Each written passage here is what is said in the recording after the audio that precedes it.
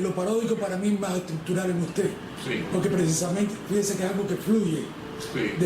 Y además usted tiene un interés específico en el siglo XVIII, Sí. puertorriqueño.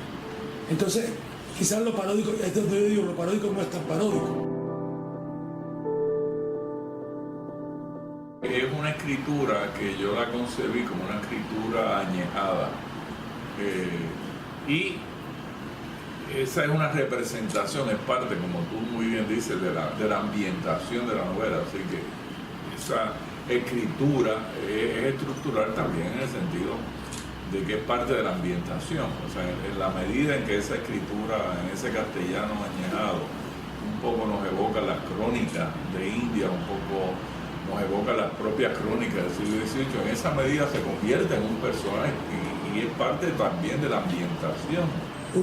De entre las referencias que yo pude encontrar en esa novela, directamente, están las dos que después usted mismo afirmó, que Jorge Luis Borges, Lezama Lima. Sin embargo, Borges es muy metafísico, expresamente metafísico en sus ensayos, y Lezama Lima hace una especie de ontología en sus ensayos muy de otro corte. Usted no hace ninguna de esas dos cosas. Usted hace literatura en sentido estricto. ¿Puede explicarme cómo es que usted se alimenta de estos dos autores? Bueno, lo de Borges viene de mi primerísima novela, que es La renuncia de Pedro Baltasar, que es una novela muy manierista, en el sentido de que tiene muchas notas al calce, en el sentido de que hay un comentario continuo de lo narrado. Eso se sostiene también en La noche oscura, sobre todo en esas notas al calce del poeta de la ciudad Alejandro Prionarín.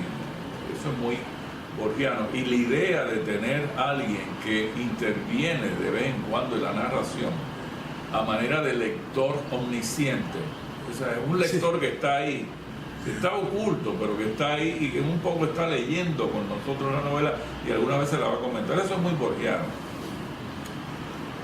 Lo de Lezama, yo fui un lector en mi juventud, apasionado de Lezama Lima, y yo pienso que todavía es un escritor que verdaderamente me fascina. Y algo inescapable de Lezama es su extrañeza como escritor. O sea, Lezama no se parece a nadie, pero se parece mucho a cierto tipo y ahora volvemos a la cuestión de la estructura, a cierto tipo de escritura antillana, jugosa, muy sabrosa, muy sensorial, muy sensual. Todo eso está en Lezama. Y en la medida en que yo escribí La noche oscura, puedo reconocer, y mucha gente lo reconoció, que estaba un poco bajo la influencia directa o indirecta del maestro cubano.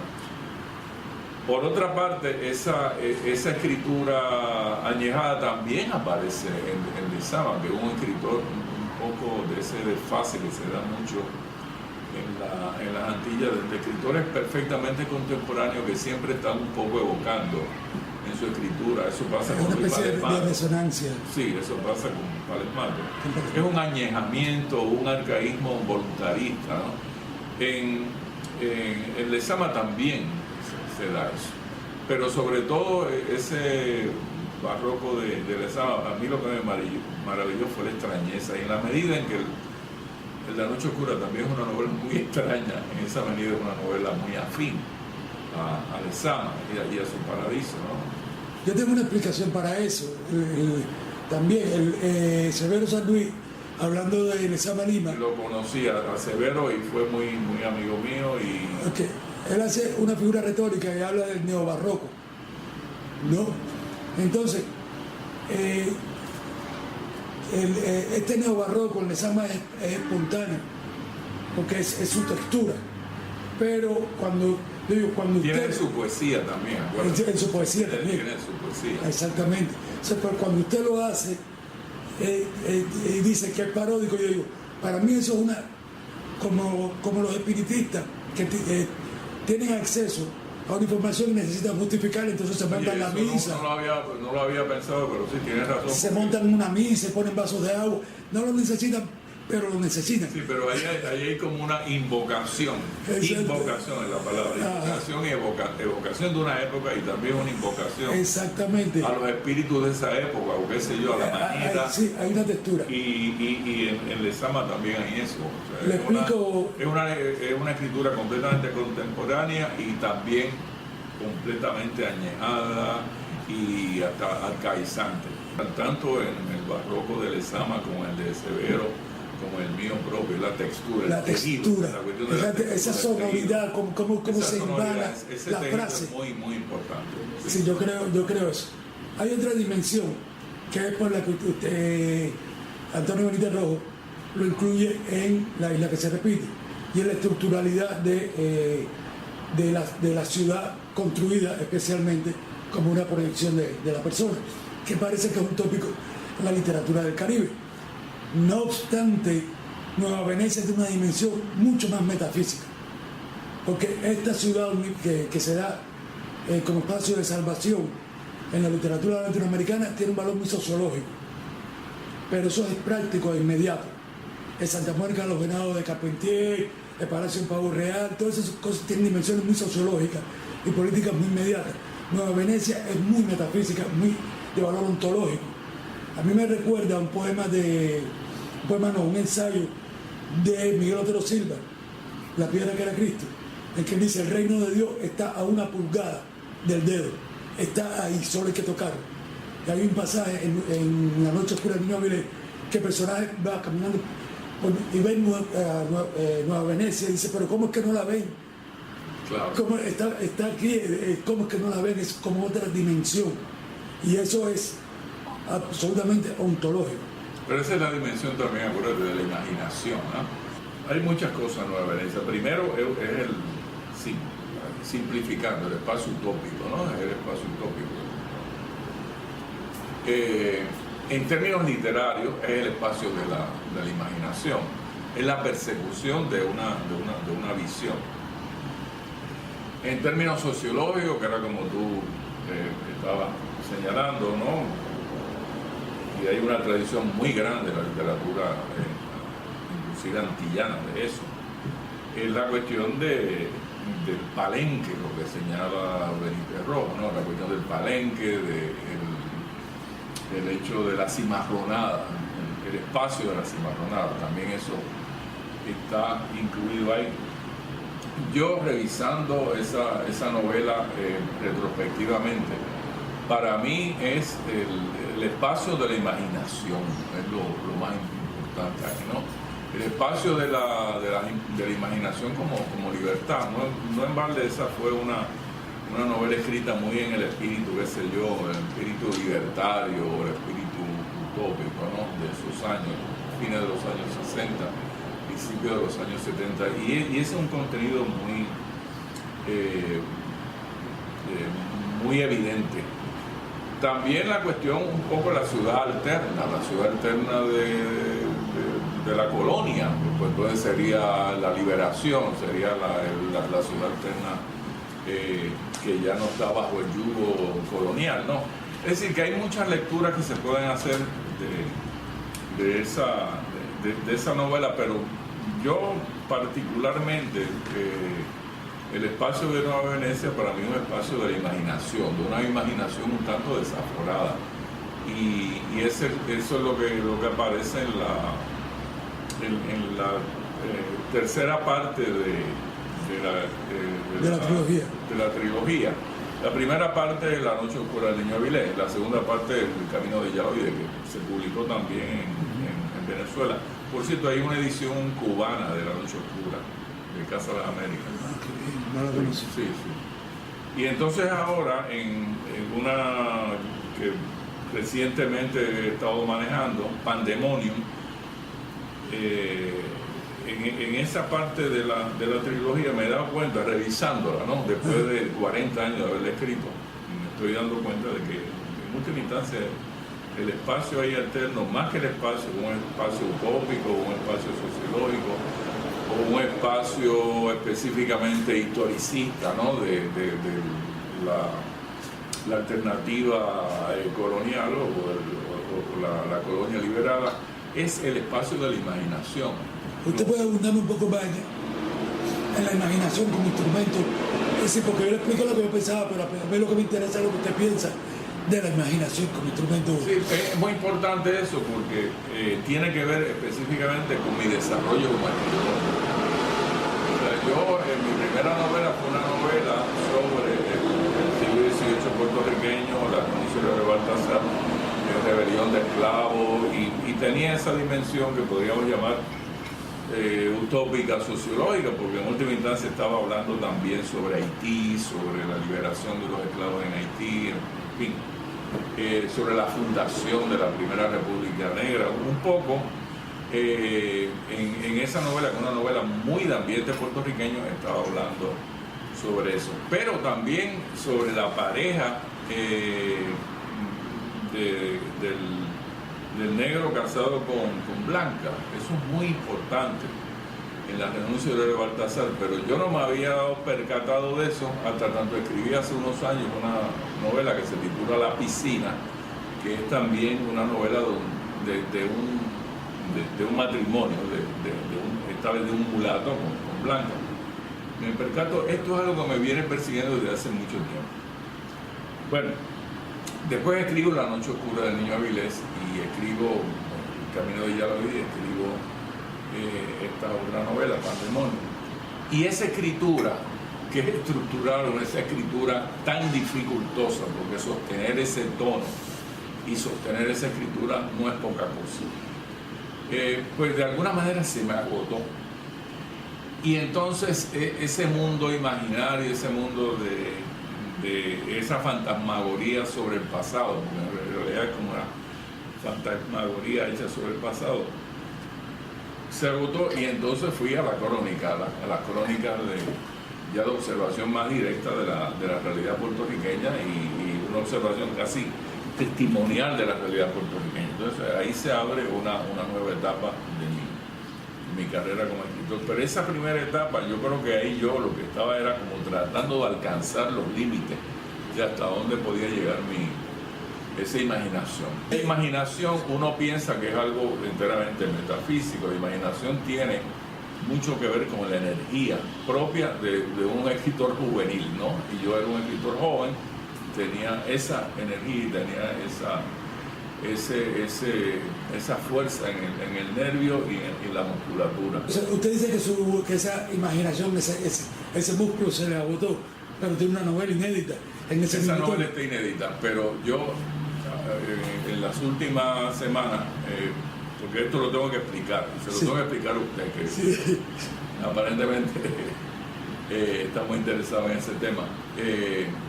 Un profesor de la Universidad de Michigan, cuando Beatriz hace el acopio de los materiales de mi escritura juvenil, pues, encontramos ese manuscrito. Y ese manuscrito se lo enviamos a este profesor de la Universidad de Michigan. Él es un cubano puertorriqueño que ha escrito 2 libros sobre mi obra.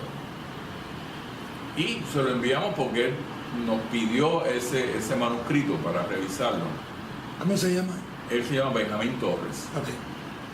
Y tanto fue su entusiasmo que él hizo una transcripción de la escritura de la novela escrita a mano. Yo terminé eso cuando tenía 32 años, ahora tengo 72.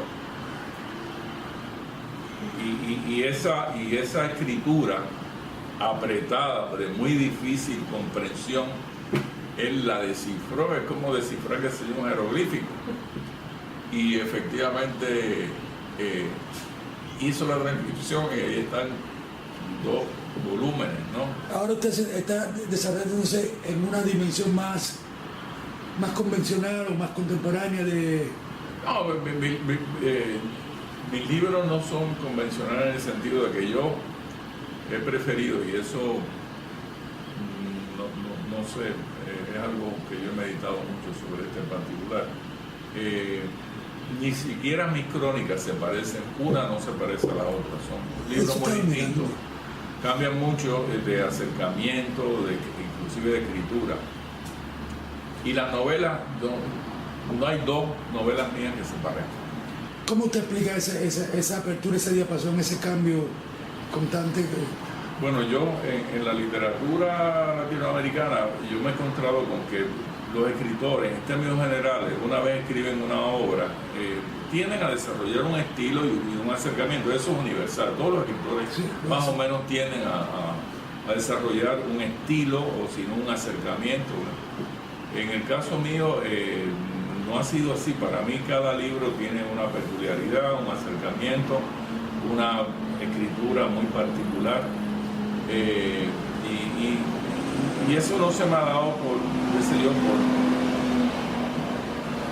tener, una manera particular de entender la literatura. Simplemente se me da porque entiendo que lo tengo que hacer de esa manera, ¿no? Porque es algo que se le impone a mi talento. O es algo que mi talento, o son los límites mismos de mi talento. Pero son libros muy, muy disímiles, muy distintos, sí, cada uno de ellos. Usted usa el elemento de distorsionar la historia, sí, romper la historia, que ha influido en otros autores. Yo lo reconozco, lo puedo ver incluso con datos. Sin embargo, en su caso tiene una procedencia estética, de origen estético, yo lo puedo entender perfectamente. En otros casos tiene otro tipo de explicación, aunque parten de un canon ya establecido por usted. Yo me pregunto, ¿eso tiene que ver con romper la tónica del pesimismo en la literatura puertorriqueña? Bueno, pienso que no. O sea, yo entiendo a qué te refieres. La literatura puertorriqueña es una literatura que la generación a la que pertenezco fue una generación que trató de cambiar, en términos generales, o sea, no te estoy hablando únicamente de mi obra, el tono de la literatura puertorriqueña. La generación de los años 40, 50 es una generación pesimista, es una generación que es curioso, porque es una generación que se enfrenta a un Puerto Rico que se está transformando en muchos casos para bien, un Puerto Rico que está saliendo de la pobreza extrema y qué sé yo, pero la literatura de esa época tiende a ser una literatura relativamente pesimista. El mismo René Marqués, que es la gran figura de esa generación, que señalaba eso, ¿no? Que de ese pesimismo de la literatura puertorriqueña en el contexto de un proyecto social relativamente optimista, de desarrollo y de modernidad y de progresión. Mi generación, que ya es una generación que viene de esos años, que se formó en esos años, pues es una generación que trata de cambiar con ese tono.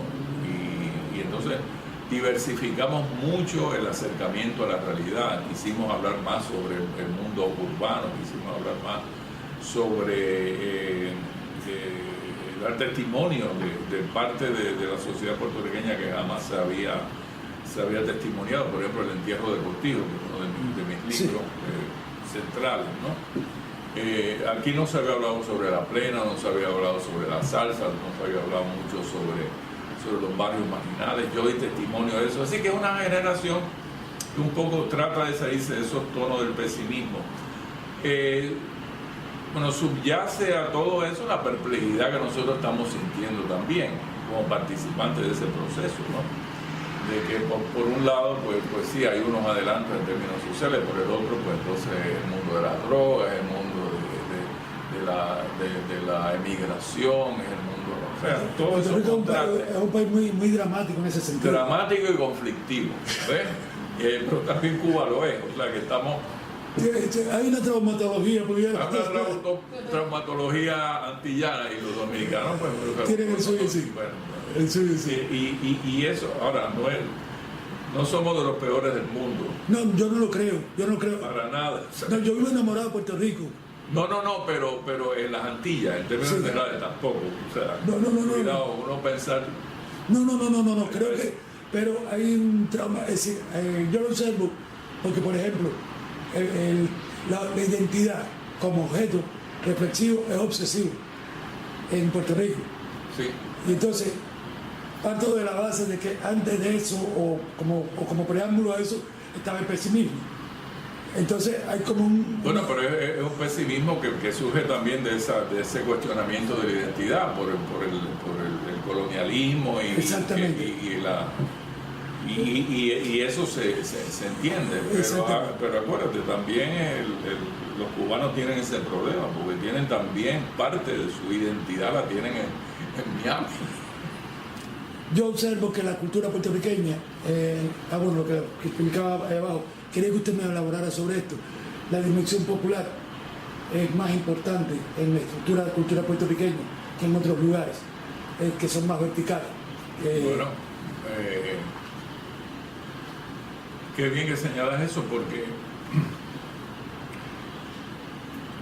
cuando yo me formaba como escritor, la literatura específicamente pertenecía a la alta cultura puertorriqueña y a unas tradiciones muy logradas y muy refinadas, pero era alta cultura puertorriqueña. Sí había incursiones en la cultura popular, por ejemplo, los ensayos de Tomás Blanco sobre la música de la plena, la propia poesía de Luis Palesmato, la poesía del tema negro de Palesmato. Pero también estaba esa poesía de Palesmato, una poesía de nuevo arcaizante, que se remontaba, qué sé yo, a las formas más tradicionales de la poesía española. Así que ambos mundos coincidían. Yo creo que mi generación, y en eso pues estoy un poco partiendo, arrimando la sardina a mi fuego, efectivamente logró incursionar en la literatura, en la cultura popular puertorriqueña a partir de los años 70. Modestia aparte, mi libro El entierro de Cortijo es un libro muy fundamental en ese acercamiento a la literatura, a la cultura popular negra y mulata de este país, pero otros libros también escritos durante estos años y particularmente en los años 70 también fueron libros muy importantes en ese logro de que la cultura puertorriqueña fuera una cultura primero más mulata, más negra, una cultura más incluyente de la marginalidad puertorriqueña en los Estados Unidos, por ejemplo, la cuestión del Spanglish. Eso empezó a entrar en nuestra literatura, inclusive en la literatura más culta. O sea que estamos hablando de algo que ya lleva muchos años y algo que yo pienso que sí es único en la literatura, yo diría que antillana y latinoamericana. Es una literatura muy incluyente, no excluyente, sino incluyente del mundo popular. Y los libros que han surgido sobre la música popular puertorriqueña y son incontables. Así que estamos hablando de un proceso muy abarcador. Filosófico, influencias filosóficas específicamente filosóficas, algún filósofo, algún tipo de filosofía especial. Yo particularmente, qué sé yo, yo no soy borgiano en eso. Para mí la filosofía es parte de... Tengo amigos filósofos que les digo lo mismo. Para mí la filosofía es parte de la literatura de ficción.